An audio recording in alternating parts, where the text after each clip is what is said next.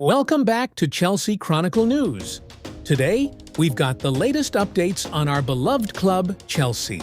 But before we dive in, make sure to subscribe so you never miss a moment of Chelsea news. Let's get started. Enzo Maresca sacked, a dream that turned into a nightmare. The rain fell heavily over Stamford Bridge as though the skies themselves wept for what had become of Chelsea Football Club. Just 10 months after his highly anticipated appointment, Enzo Maresca was officially sacked as head coach. The club released a short statement late in the evening. Chelsea Football Club can confirm that Enzo Maresca has left his role as head coach with immediate effect. We thank Enzo for his efforts and wish him well in his future endeavors. It was a bitter end to what had started as a bold, hopeful experiment.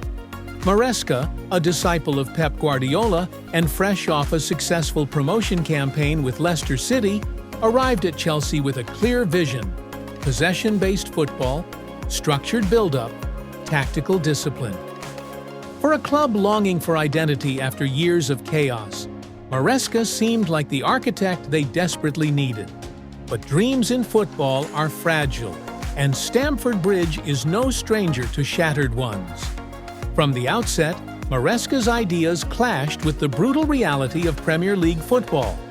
His insistence on playing out from the back with a youthful and error-prone defense invited pressure. The team often dominated possession, but looked toothless in the final third. In games that mattered most, Chelsea were often sterile, their 65% possession yielding little more than sideways passes and frustrated groans from the stands. By December, murmurs of discontent had already begun. The home defeat to Bournemouth, a 2-0 loss in which Chelsea registered just one shot on target, was a turning point. Fans booed. Pundits questioned whether Maresca was out of his depth, but the board, still clinging to their long-term project rhetoric, gave him more time. January offered little reprieve. Despite heavy spending once again, including the £60 million arrival of a young striker from Portugal, the Blues failed to click. Cole Palmer often looked like the only spark in an otherwise dull midfield. Moises Caicedo struggled under the weight of his price tag, and Maresca's decision to push Reece James into a midfield role baffled supporters. Perhaps the final nail in the coffin came in March, during a humiliating 4-1 defeat to Manchester United at Old Trafford. Chelsea looked lost, positionally, emotionally, and tactically. Maresca stood on the touchline, arms crossed, motionless as the goals flew past. His stoic demeanor, once a symbol of calm confidence, now appeared like detachment. The dressing room, too, had started to turn. Reports of discontent surfaced.